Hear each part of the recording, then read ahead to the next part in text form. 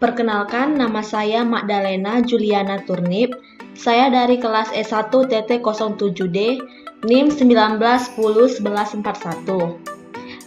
Cita-cita saya yaitu saya berharap bisa bekerja di perusahaan asing dan menjadi wanita karir muda.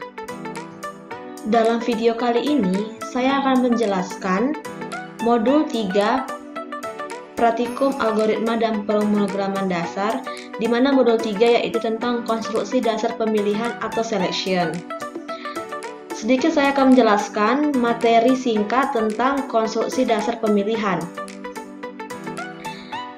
Konstruksi dasar lain yang dapat digunakan untuk membangun sebuah algoritma bisa juga dengan pemilihan atau selection, yang berfungsi untuk mengendalikan atau mengontrol arah dari sebuah proses. Dengan kata lain, konstruksi dasar pemilihan digunakan untuk memilih langkah apa yang harus diambil atau dilakukan selanjutnya apabila memenuhi sebuah kondisi pada langkah sebelumnya. Dengan adanya pemilihan, maka program seolah-olah dapat mempunyai pikiran bercabang karena mampu mengambil keputusan selanjutnya berdasarkan kondisi tertentu. Oleh karena itu, konstruksi dasar pemilihan sering disebut sebagai percabangan atau pengambilan keputusan. Sebuah kondisi pada pemilihan terdiri dari operasi logika yang hanya bernilai true atau false dan dikatakan terpenuhi jika menghasilkan nilai true dari operasi logika tersebut. Operator yang dapat digunakan untuk operasi logika ditunjukkan pada tabel di bawah.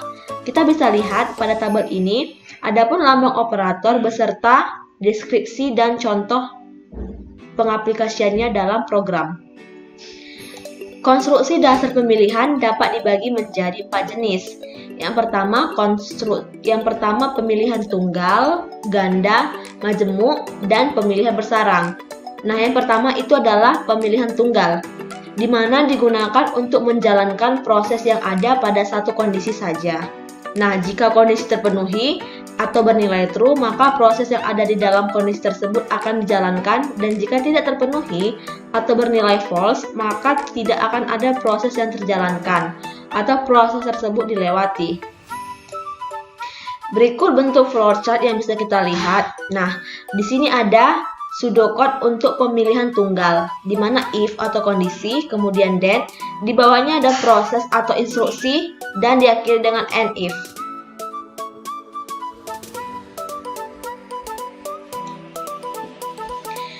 Di sini merupakan contoh program pemilihan tunggal yang telah saya buat.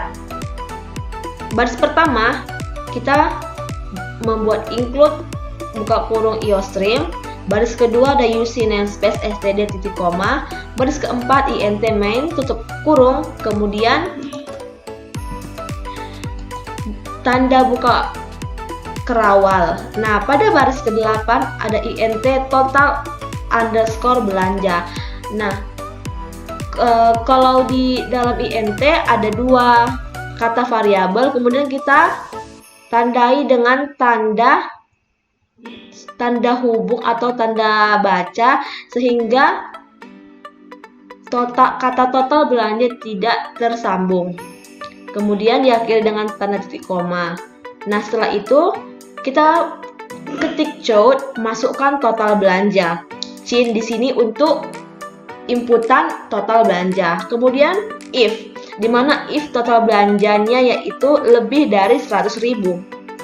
Kemudian di bawahnya tanda buka kurung kerawal, count. Nah, jika total belanjanya 100.000, maka akan ada dua outputan yang akan muncul. Yang pertama, selamat Anda mendapat hadiah, dan terima kasih sudah berbelanja di toko kami. Kita buktikan dengan outputnya.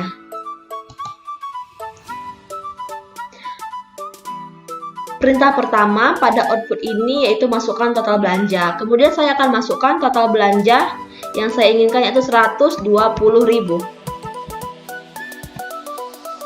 Kita enter. Nah, output yang ditunjukkan yaitu selamat Anda dapat hadiah. Mengapa? Karena total belanja yang dimasukkan pada outputan tersebut di atas 100.000 sehingga kita mendapatkan hadiah. Kemudian bagaimana jika total belanjanya di bawah 100.000? Semisal 90.000. Maka akan muncul outputan terima kasih sudah berbelanja di toko kami. Kemudian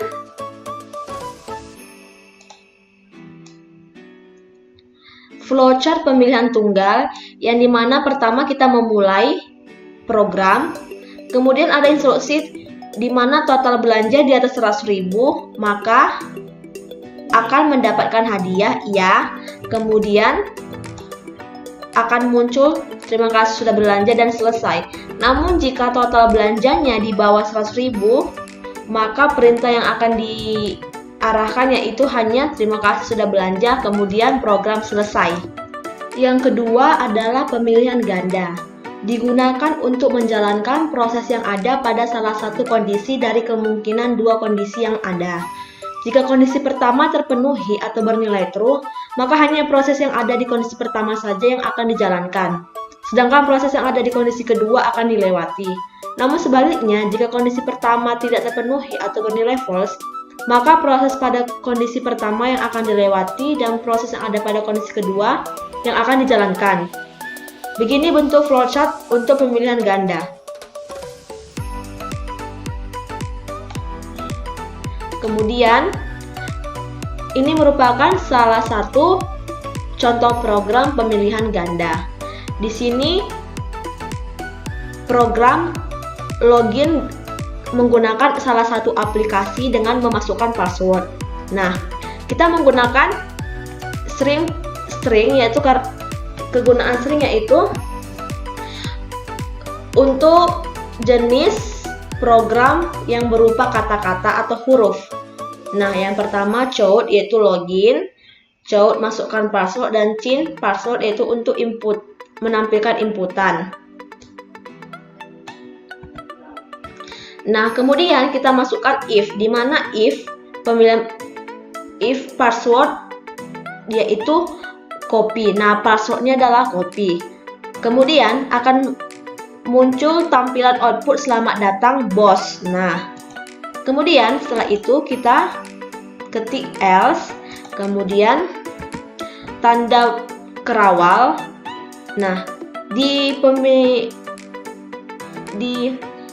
kondisi pertama, jika password yang dimasukkan salah, maka akan muncul password salah, coba lagi. Nah, di kondisi kedua, terima kasih sudah menggunakan aplikasi ini.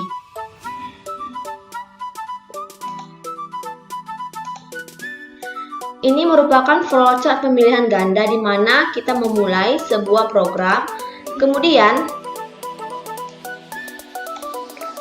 kita masukkan passwordnya. Nah, jika passwordnya benar, maka instruksi yang keluar akan muncul yaitu selamat datang. Dan jika password di kondisi kedua itu salah, maka password salah, coba lagi. Kemudian terima kasih sudah menggunakan aplikasi ini dan program selesai. Yang ketiga ada pemilihan majemuk. Digunakan untuk menjalankan proses yang ada pada salah satu kondisi dari banyak kondisi yang ada. Nah, selain menggunakan struktur if, else, pemilihan majemuk juga dapat dilakukan dengan menggunakan struktur switch case sebagai alternatifnya. Namun, struktur switch case hanya dapat digunakan untuk kondisi perbandingan, tidak dapat digunakan untuk kondisi yang membandingkan. Contoh programnya yaitu, contoh program sederhananya ini. Tema programnya itu inputkan grade.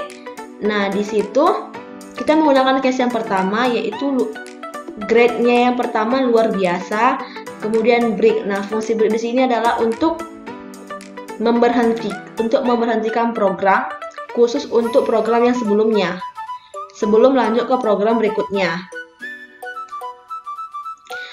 Kemudian ada grade bagus, Anda lulus, Anda remedi, dan grade salah. Kemudian jika kita runkan, maka outputnya yaitu jika kita masukkan grade A, maka yang muncul adalah luar biasa. Nah, di sini pemilihannya ini pada switch case ini kita menggunakan pemilihan yang sederhana, di mana jika output yang kita minta hanya akan menampilkan bagian itu tersendiri. Contoh, kalau kita masukkan input grade case B, maka yang muncul pada outputnya adalah bagus. Jadi di sini di output ini menggunakan break sehingga case-case yang sebelum dan setelahnya tidak akan muncul secara bersamaan. Demikian video penjelasan modul 3 konstruksi dasar pemilihan dalam post-test praktikum algoritma dan pemrograman dasar yang bisa saya sampaikan. Adapun penutup video ini yaitu berupa quotes yang saya pilih, yaitu kesempatan kamu untuk sukses di setiap kondisi selalu dapat diukur oleh seberapa besar kepercayaan kamu pada diri kamu sendiri. Demikian yang bisa saya sampaikan. Terima kasih.